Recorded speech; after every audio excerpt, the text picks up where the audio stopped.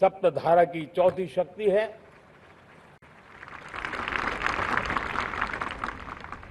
गति शक्ति। ये गति शक्ति देश के अंदर सीमलेस फास्ट कनेक्टिविटी पर हमें बल देना होगा। शहरों को हाई स्पीड रेल से हमें जोड़ना होगा। मॉडर्न हाईवे चाहिए, इनलाइन वाटरवेज चाहिए, एयरपोर्ट चाहिए, मल्टी मॉडल लॉजिस्टिक की व्यवस्था चाहिए। हमें पोर्ट्स को सिर्फ सामान उतारना चढ़ाने की जगह नहीं, दुनिया के शिप्स आकर के लंगर हो जाए इतना नहीं, हमें हमारे पोर्ट्स को पोर्ट लेड डेवलपमेंट ग्रोथ की दिशा में हमें आगे बढ़ना होगा। हमारी पांचवी शक्ति है सप्तधारा की, वो है रक्षा शक्ति। और ये रक्षा शक्ति का महत्व हर प्रकार से है। मेरे प्यारे देशवासियों, डिफेंस में आत्मनिर्भर होना अब भारत ने अनुभव कर लिया, दुनिया ने अनुभव कर लिया है, इसके बिना कोई चारा नहीं है। विश्व जब अपनी अपनी ही सोच रहा है, तब भारत विश्व के लिए बाजार बन करके नहीं रह सकता है। हमें डिफेंस के क्षेत्र में आत्मनिर्भर होना होगा। Next generation defence technology develop करके हमें ग्लोबल सप्लायर बनने की दिशा में हमें लक्ष्य लेकर के चलना है। हमें ड्रोन, काउंटर ड्रोन सिस्टम को विकसित करना होगा और हाइपरसोनिक डिफेंस टेक्नोलॉजीज, उस पर हमें लीडरशिप लेनी होगी। साथियों, साइबर सुरक्षा भी आज हर घर के लिए एक समस्या बन रही है।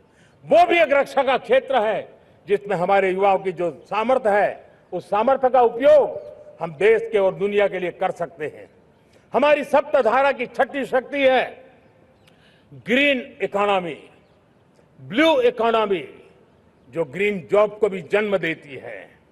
हमें green hydrogen, renewable energy, energy storage, green mobility, green manufacturing in global scale हमें पा करके रहना है।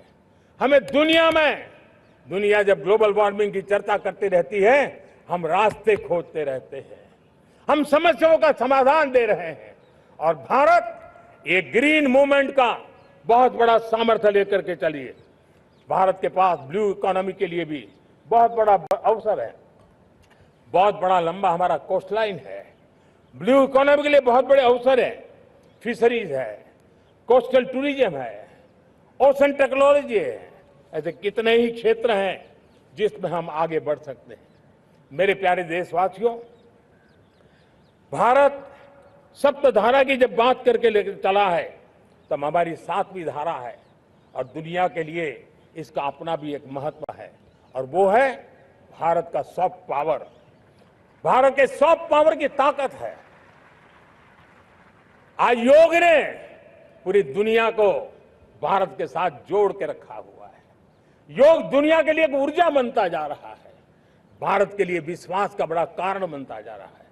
जिस भारत के पास आस्था के केंद्र हो, जिस भारत के पास आयुर्वेद हो, जिस प्रकार से भारत के पास होलिस्टिक हेल्थ केयर की व्यवस्था हो, हील इन इंडिया का मूवमेंट हो, हम दुनिया के अंदर हमारे सामर्थ्य को लेकर के जा सकते हैं। हैंडीक्राफ्ट हो, संस्कृति हो, हमारी फिल्में हो, हमारा क्रिएटिव वर्ल्ड हो, वीएफएक्स हो, हमारा एनिमेशन हो, हमारी गेमिंग हो, डिजिटल कंटेंट हो, क्रिएटिव वर्ल्ड के अंदर भारत अपना रुतबा दिखा सकता है। हमने उसको वैश्विक सामर्थ्य के रूप में विकसित करना होगा।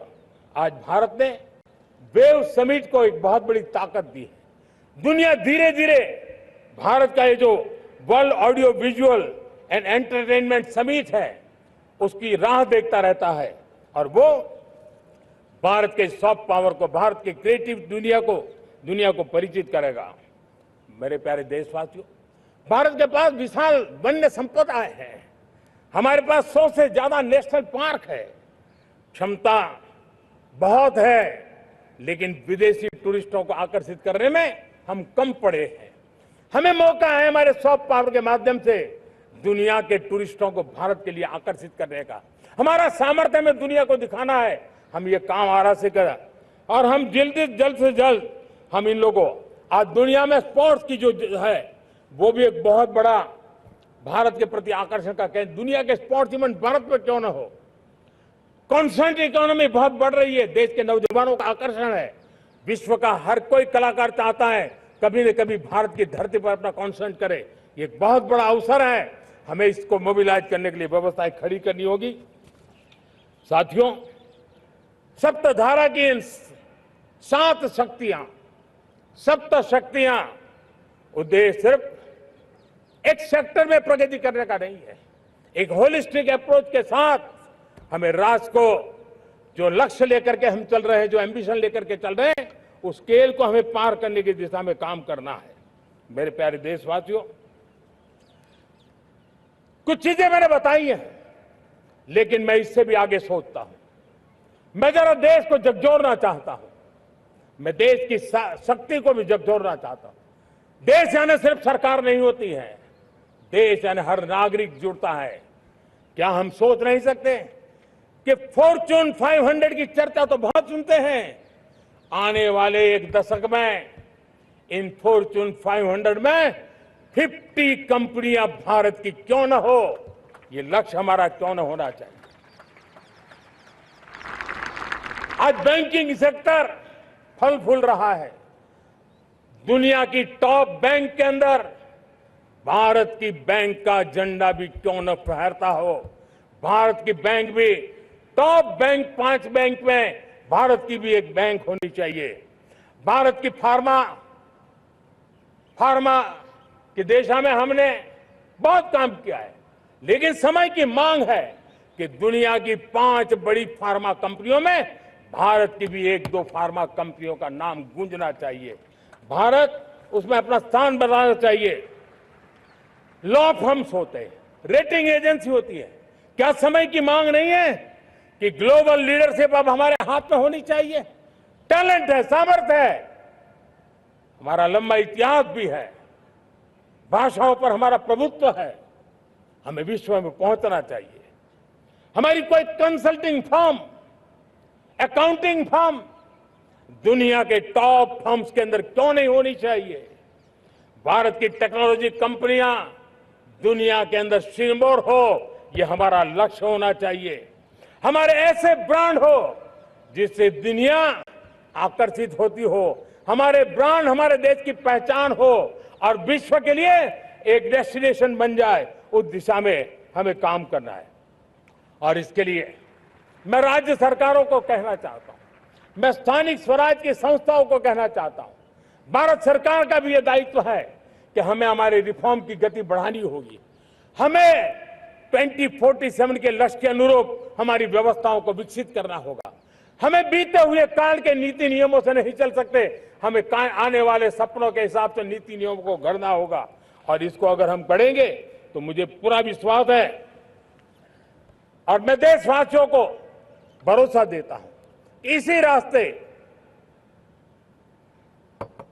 मेहनत में कोई कमी न करते हुए हम विकसित भारत का सपना पार करके रहेंगे। हमें सबको मिलकर के चलना है, केंद्र सरकार हो, राज्य सरकार हो, इंडस्ट्री हो, हम सब ने मिलकर के आगे बढ़ना है। हमें रिफॉर्म्स करते रहना है, रिफॉर्म्स को आगे बढ़ाते रहना है। और मैंने पहले भी कहा था, हम रिफॉर्म कंपल्सन से नहीं, कन्विक्शन से कर रहे हैं, लक्ष्य को प्राप्त करने के लिए कर रहे हैं।